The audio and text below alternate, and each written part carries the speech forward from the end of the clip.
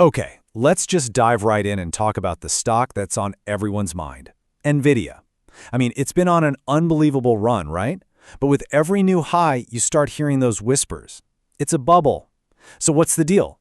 Is it dangerously overvalued, or could it actually be a bargain hiding in plain sight?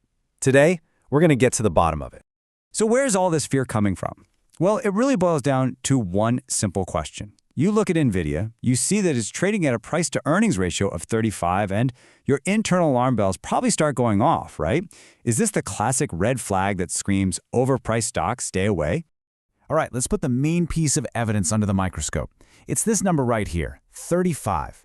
This is NVIDIA's trailing PE ratio. And yeah, on the surface, it looks kind of steep. It basically means you're paying $35 for every single dollar the company earned last year. This one single number is what's fueling that entire bubble narrative. But here's the thing. Just looking at that one number is like showing up to a crime scene and only looking at one footprint. To really solve this puzzle, we need to bring in a true legend of Wall Street, our detective for this case, Peter Lynch. He had this absolutely brilliant way of looking at growth stocks, and it's the exact tool we need to crack this thing wide open. And here it is. This is the golden rule from Lynch that changes everything. He said, the PE ratio of any company that's fairly priced will equal its growth rate. Just let that sink in for a second. What he's saying is price and growth should be balanced. This simple idea is the key that connects a stock's price to how fast the company is actually growing. It's kind of everything for this discussion.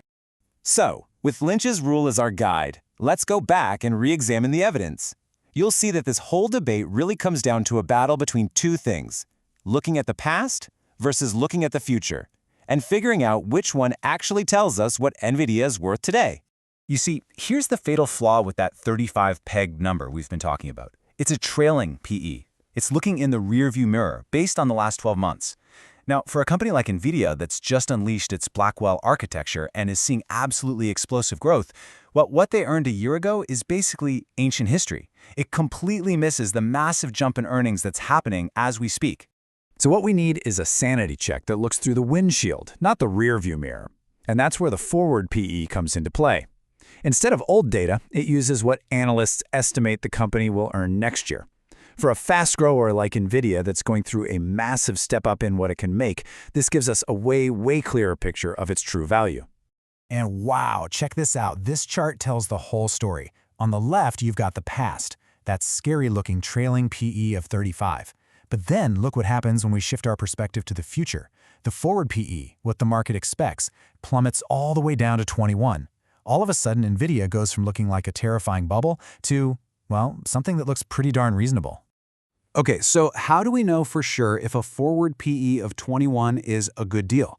This is where Peter Lynch's real genius shines. He created a super simple tool to connect these two ideas, price and growth. It's called the PEG ratio, and it's just the PE ratio divided by the earnings growth rate. The magic number here is 1.0. If the PEG is right around 1, it's fairly priced. If it's under 1, you might have just found yourself a bargain. Now, this whole idea is so powerful because it's not just about NVIDIA. This is about building out your own investor toolkit. Because having the right tools is great, but the real secret is knowing exactly which one to pull out for the right job. Think of this as your quick and dirty cheat sheet.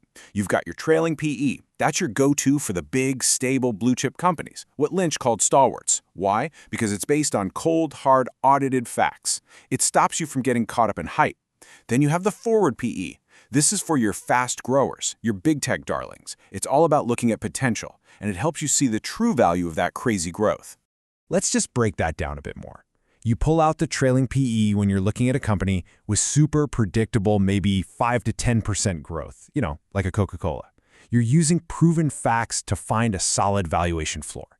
But for a company like NVIDIA with insane growth from brand new products, you have to use the forward PE.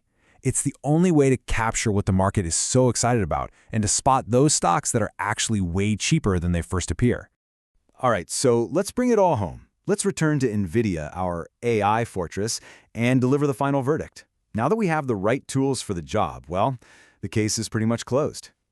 So, let's put the pieces together. NVIDIA's forward PE is about 21, and Wall Street analysts expect its earnings to grow by over 23% next year.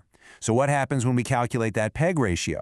We take the PE of 21 divided by the growth rate of 23, and we get a number just under 1.0. According to the Peter Lynch playbook, that's not a red flag at all. That's a potential buy signal. It tells us the explosive growth more than justifies the current price. And really, that's the big takeaway here for your own investing. When the news is screaming about a bubble and the market gets choppy, understanding this forward-looking perspective can be the key to having conviction. So I'll just leave you with this thought. Does seeing the stock through this lens, through Peter Lynch's eyes, make you feel more comfortable holding on to your own AI fortress through whatever turbulence comes next?